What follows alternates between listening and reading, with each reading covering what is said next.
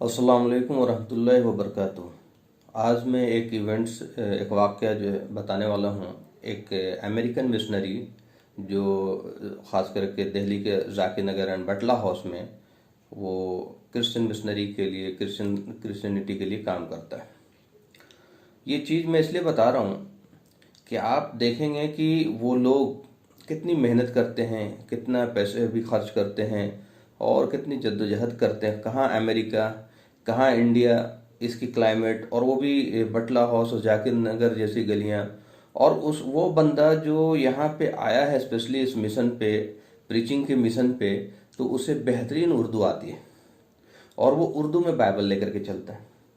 तो ये उर्दू में बाइबल होने की वजह से, और उसकी उर्दू इतनी अच्छी है कि जब वो मुसलमानों से बात करता है तो ख़ास करके वो उन लड़कों से वो यंग जनरेशन को टारगेट करता था कि जो जिनको उतनी इल्म नहीं है इवन अपने दीन के बारे में, ना ईसा इस्लाम के बारे में, ना क्रिश्चियनिटी के बारे में, उन लोगों को वो टारगेट करता था।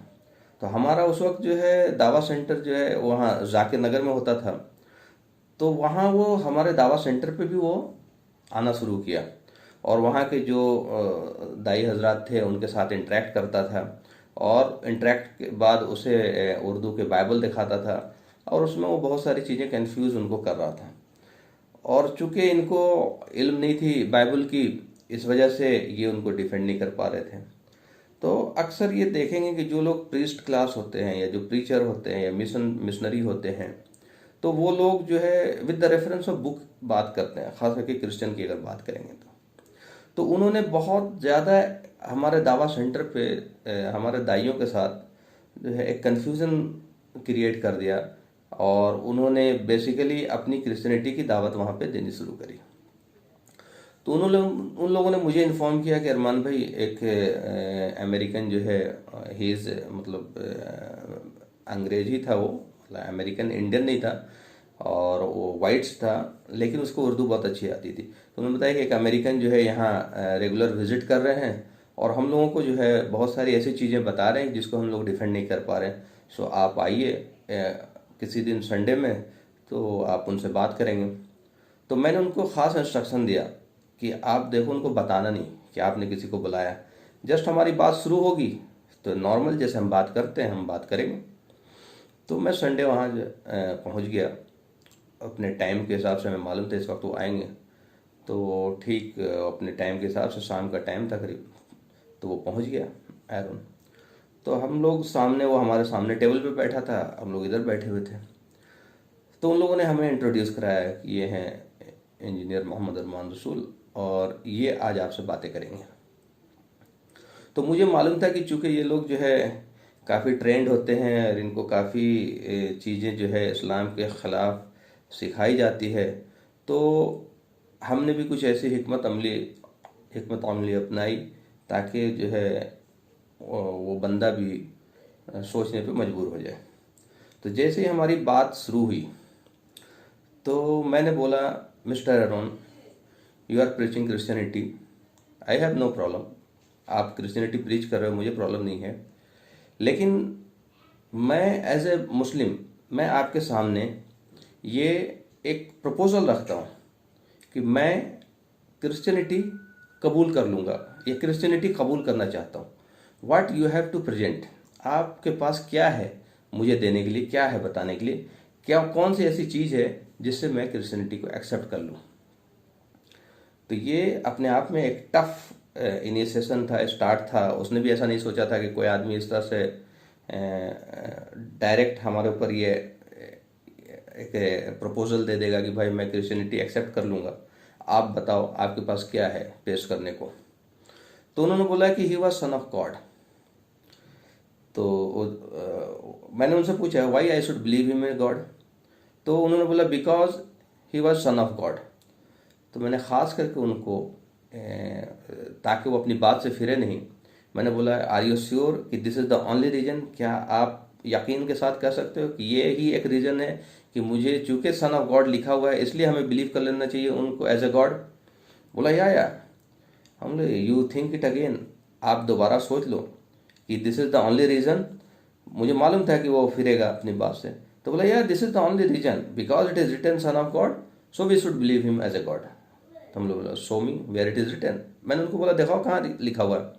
तो उसने निकाला वो अपना उर्दू वाला बाइबल और उसने दिखाया चैप्टर जॉन में, न्यू टेस्टामेंट चैप्टर जॉन में। तो जब उन्होंने उर्दू वाले बाइबल खोला, मैंने अपनी बाइबल निकाली किंग जेम्स वर्जन की इंग्लिश में, क्योंकि उर्दू वाली बाइबल में उन्होंने ट्रांसलेशन में लिखा हुआ चीज़ें, और तो असल चीज़ तो यहाँ दूसरी जगह है। तो किंग जेम्स वर्जन जब मैंने उनको खोला सेम वर्स, तो वहाँ पे लिखा हुआ था सन ऑफ गॉड, जो वर्ड एक्चुअली जो यूज़ कर रहे हैं the begotten son in parenthesis, bracket के अंदर। तो मैंने बोला कि आप ये देखो इंग्लिश वर्जन, इसमें ब्रैकेट के अंदर में लिखा हुआ है। ब्रैकेट के अंदर लिखने का मतलब क्या होता है? This is for further explanation, या it is a further addition in the concept, it is not the part of original text, कि ये ओरिजिनल टेक्स्ट का पार्ट नहीं है, ये एक फर्दर एडिशन है। तो अगर for the sake of argument ये मान लिया जाए कि दिस इज द रीजन कि that we should believe him as a son of God, तो गॉड बाइबल में कई जगह रेफर कर रहे हैं, खिताब कर रहे हैं, this is the way of talking. उसमें आदम अलैहिस्सलाम को भी सन ऑफ गॉड कहा गया, बनी इसराइल को भी सन ऑफ गॉड कहा गया, जो हवारीन थे ईसा अलैहिस्सलाम के जो साथी थे उनको भी सन ऑफ गॉड कहा गया। Even Dooj the true spirit, जो नेक लोग हैं, उनको भी सन ऑफ गॉड कहा गया। और फिर ओल्ड टेस्टामेंट में इवन बिगॉटन वर्ड वहाँ पे भी एक जगह लिखा हुआ है, बिगॉटन सन ऑफ गॉड कहा गया। तो by this philosophy, by this theory, all are God. अब उसे समझ में आ गया कि मैं फंस गया यहाँ पे। भैया if you are saying that because this is written, तो ये रिटन तो दूसरी जगह भी है, दूसरे को भी खिताब किया जा रहा, सबको खिताब किया जा रहा। तो ये फिलॉसफी अगर है माना जाए तो बोला no no because it is written begotten. हमने no, begotten it was written. जब इसको रिवाइज स्टैंडर्ड वर्जन में बाद में जब इस बाइबल को रिवाइज किया गया, तो आपके ही 32 एमिनेंट स्कॉलर ने इस बिगॉटन को पैरेंथेसिस से हटा दिया और उन्होंने बोला कि it is A fabrication, it is a concoction, ये ऐड की भी चीज़ें हैं। और न्यू रिवाइज स्टैंडर्ड वर्जन में ये बिगॉटन वर्ड ही हटा दिया गया। तब उन्होंने अपना जो है देखा कि अब तो मैं यहाँ पे बैकफुट पे आ गया, तो उन्होंने कहा कि no because he was resurrected. मुझे मालूम था कि वो पलटी मारेगा, इसलिए मैंने उनसे बोला था कि आप make sure that this is the only reason. बोला no because he was resurrected. हम बोला are you sure this is the reason? बोला yeah this is the reason. तो मैंने उनको पहले एक कोटेशन जो है पहले ही उनको बता दी कि एज पर Saint Paul, if Jesus was not resurrected your preaching is vain and the Christianity is vain. कि अगर वो ईसा अलैहिस्सलाम जो है दोबारा जिंदा नहीं हुए मर करके, तो हमारा प्रीचिंग भी गलत है और क्रिश्चियनिटी का बेस ही गलत है। मैंने उनको खास करके ये चीज़ बताया। मैंने उनको बोला कि रिसरेक्शन मीन्स फिर से जिंदा होना। तो फिर से जिंदा होना मतलब he died for some moments, चाहे वो एक दिन के लिए हो, चाहे कुछ घंटों के लिए हो, चाहे कुछ मोमेंट्स के लिए हो। द मोमेंट ही डाइज, कोई भी डेथ होते ही, the moment he dies he ceases to be God. वो गॉड नहीं हो सकते। जो चीज़ मर जाती है, तो जिस मोमेंट के लिए भी वो मर गए, तो how can be God? It is not possible. और अगर वो नहीं मरे तो रिसरेक्शन नहीं हुआ। तो अगर रिसरेक्शन नहीं हुआ तो फिर क्रिश्चियनिटी की बेसिस ही नहीं है। क्रिश्चियनिटी की बेसिस ही रिसरेक्शन है ना। तो वो फिर जब देखा कि मैं यहाँ फंस गया हूँ, तो फिर और दूसरी तरफ वो घुमाने लगा। मैंने बोला कि भाई देखिए, इसके अंदर प्रोफेसिस भी हैं, न्यू टेस्टामेंट में भी है, ओल्ड टेस्टामेंट में भी है। न्यू टेस्टामेंट में ईसा अलैहिस्सलाम कहते हैं it is expedient for you that I should depart, if I will not depart the comforter will not come. कहीं पे कंसोलर वर्ड आ रहा है, कहीं पे पेरिक्लिटोस वर्ड आ रहा है। इसका मतलब किसी के आने का इंडिकेशन है ना। वो अलग बात है कि वो किसके आने का इंडिकेशन है, आप किसी और को बोलते हो, जबकि इसका ओरिजिनल वर्जन जो अरामाइक में अगर आपको बाइबल मिल जाए तो उसमें अहमद मिलेगा। चलिए, अगर आप इस बात को नहीं भी मानते for the sake of argument, but it is the sure that he is indicating someone will come.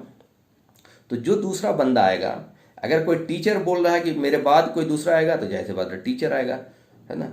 कोई नबी अगर बोल रहा है मेरे बाद, या कोई रसूल बोल रहा है कि मेरे बाद कोई दूसरा आएगा, तो जाहिर सी बात है वो रसूल आएंगे, नबी आएंगे। और कोई अगर खुदा बोल रहे हैं तो जाहिर बात है दूसरे खुदा आएंगे। तो अगर आप इनको खुदा मानते हो तो फिर आपको मानना चाहिए कि एक और खुदा आने वाले हैं, तो तीन के बजाय ये चौथे खुदा हो जाएंगे। और जस्टिफाइड तो यही है कि इनको नबी माना जाए जैसे हम मानते हैं, जैसे कुरान कहती है कि ये भी हमारे लिए अल्लाह की तरफ से भेजे हुए रसूल थे, तो ये बिल्कुल फिट बैठता है कि जाहिर सी बात है वो भी रसूल थे, और एक दूसरे रसूल जो आखिरी रसूल मोहम्मद सल्लल्लाहु अलैहि वसल्लम की आने की पेशन गोई हो रही है। फिर ईसा अलैहिस्सलाम उसी में कहते हैं चैप्टर 16 जॉन में कि it is I have to say many things to you, but you can't bear them now. When the Spirit of truth will come, He will guide you all the truth. उन्होंने पहचानने का तरीका भी बताया। There will be many false prophet, but the true prophet, He will glorify me. वो मेरी तारीफें करेगा। पूरी एक चैप्टर है ईसा अलैहिस्सलाम की माँ मरियम अलैहिस्सलाम के ऊपर, एक पूरी चैप्टर है कुरान में, और उनकी तारीफें में अल्लाह ताला, इवन जो बहुत सारे क्रिश्चियन जो नहीं आज भी डाउट करते हैं उनके बगैर बाप की पैदाइश पे, कुरान तस्दीक करता है कि हाँ मैंने उनको बगैर बाप का पैदा किया।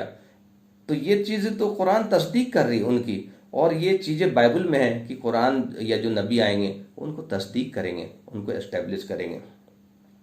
तो जब वो यहाँ पे भी अब बात आई कि मैं उनको गॉड क्यों मानूं, जब उनको रिसरेक्शन का टाइम आया, जब उनको अरेस्टिंग की गई, जब उनको फंसाया गया, उनके साथ धोखा किया गया, तो उन्होंने दुआ करी, उन्होंने प्रेयर करी, और वो प्रेयर बाइबल में एल्लोई एल्लोई लमा सबक्तनी, ऐ मेरे खुदा, ऐ मेरे गॉड, आपने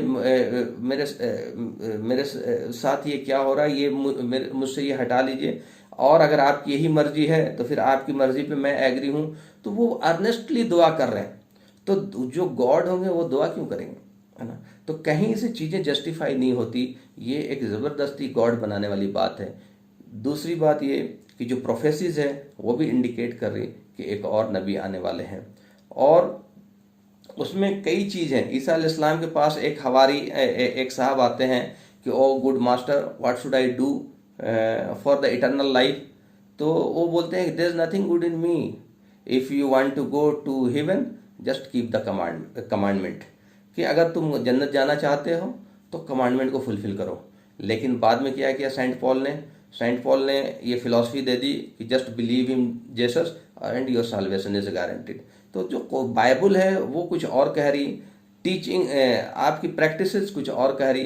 तो ये फिर एरोन जो है वो समझ गया कि मामला जो है अब तो मेरे फेवर में नहीं है, तो वहाँ से अपना किताब वगैरह उठाया, बोला नहीं I don't want to discuss furthermore and you are just talking like, वो अहमद दीदार साहब का नाम ले रहा था, क्योंकि मेरे पास जो किताबें रखी हुई थी वो अहमद दीदार की थी, वो उसने देख लिया था। हम लोग what is wrong with Ahmed Deedat, क्या उन्होंने कभी आपके बारे में कुछ गलत बोला? वो तो बाइबल से बोलते हैं, है ना। आपके पास अगर जवाब है तो आप उनको जवाब दो, लेकिन सिर्फ इसलिए कि वो आपको सूट नहीं करता है इसलिए आप उनके खिलाफ आप ये बातें बोल रहे हो। तो खैर वो वहाँ से चला गया। तो कहने का मतलब है कि जितना मेहनत ये लोग करते हैं, जितना ये लोग जद्दोजहद करते हैं, और वो बातें हक बात भी नहीं है। ईसा अलैहिस्सलाम को खुदा नौजुबिल्लाह खुदा बना दिया। तो हमारे पास हक बातें हैं, हम अगर हक बात में उनका 10% भी मेहनत कर दें, 10% भी इफ़र्ट लगाएं, जितना वो लोग इफ़र्ट लगाते हैं, पूरी दुनिया में घूमते हैं, तो इंशाल्लाह लोगों तक हक बात पहुँचेगी। लोग अपने सही मालिक को, हकीकी मालिक को पहचान लेंगे। और अल्लाह एक ही है, दो नहीं है, वो बाइबल में भी लिखा हुआ है, एक जगह नहीं कई जगह लिखा हुआ है।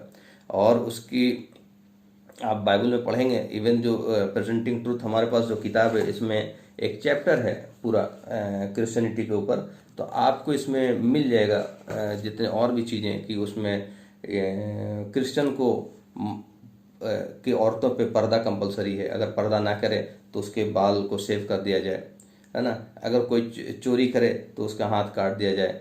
आँख अगर गलत चीज़ें देखे तो it is better to pluck it out.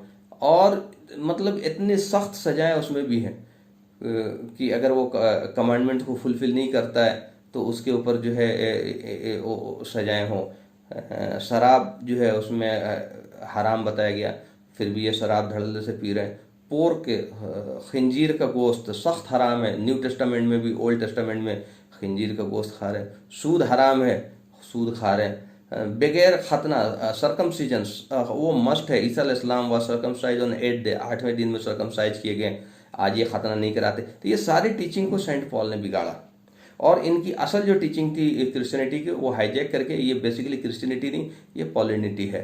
तो हम सबको थोड़ी सी अगर मेहनत करेंगे, एफर्ट्स करेंगे, और हमारे लिए बहुत सारे स्कॉलर्स ने काम किए, चाहे डॉक्टर जाकिर नायक हो, चाहे अहमद दिदात हो, उनकी किताबें मौजूद हैं, और आपको मेरी ये प्रेजेंटिंग ट्रूथ में भी मैंने वो सारी चीज़ें हाईलाइट कर दी हैं। तो आपको इंशाल्लाह बहुत सारी हक बातें पता चलेगी। और एक दाई को, हर मुसलमान को हक बात पता होना चाहिए कि क्या लिखा हुआ है, तभी तो आप पहुंचा सकेंगे। आखिर दावाना अल्हम्दुलिल्लाहि रब्बिल आलमीन।